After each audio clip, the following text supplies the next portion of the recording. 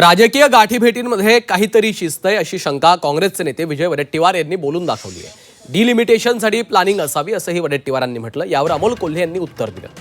आपल्या मागण्यांसाठी पंतप्रधानांना नाही तर मग कुणाला भेटायचं असा सवाल अमोल कोल्हेंनी केला।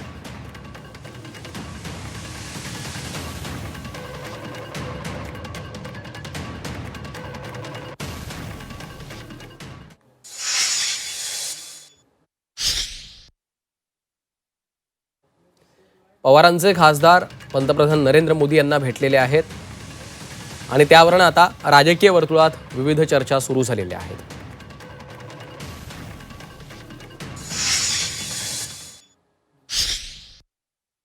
ते विकासासाठी भेटत असतील तर आमच्या शुभेच्छा आहेत। आता डिलिमिटेशनवर त्यांची भूमिका काय आहे आज बोलणं उचित नाही, पण खूप दिवसापासून पवारसाहेब भेटले त्यावर चर्चा झाली, मग तटकरे भेटले त्यावर चर्चा झाली, पुन्हा सुप्रियाताई भेटले त्यावर चर्चा झाली, पुन्हा जाऊन प्रफुल्ल पटेल भेटले त्यावरही चर्चा झाली। तर हे वारंवार अमित शहा आणि नरेंद्र मोदींच्या दरबारात हे का जात आहेत, कशामुळे जात आहेत? पवारसाहेब ज्येष्ठ आहेत ठीक आहे, पण इतर जे जात आहेत त्यांच्याकडे जाऊन नतमस्तक होताना आम्हाला दिसत आहे। याचा अर्थ काहीतरी आतून शिजलेलं असावं आणि त्यातून मला वाटतं की पुढच्या डिलिमिटेशनसाठी काही प्लॅनिंग असावी। पुणे नाशिक सेमी हायस्पीड रेल्वेचं काल आंदोलन झालं, काल झालंय ना आंदोलन।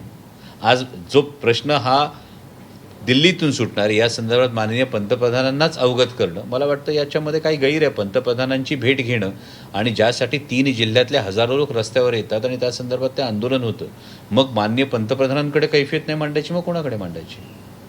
तर याचा संबंध मला वाटतं लगेच डिलिमिटेशनच्या बिलाशी किंवा लगेच NDA मध्ये ढकलायच्या संदर्भात हा लावला जाऊ नये असं मला वाटतं।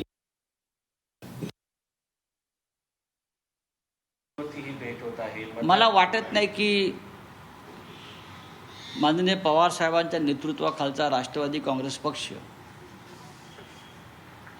कोणत्याही परिस्थितीमध्ये इंडिया ब्लॉकच्या विरोधात जाऊन भूमिका घेतील किंवा NDAला मदत करतील अशी भूमिका घेतील असं मी खात्रीनं सांगतो। मला वाटत नाही।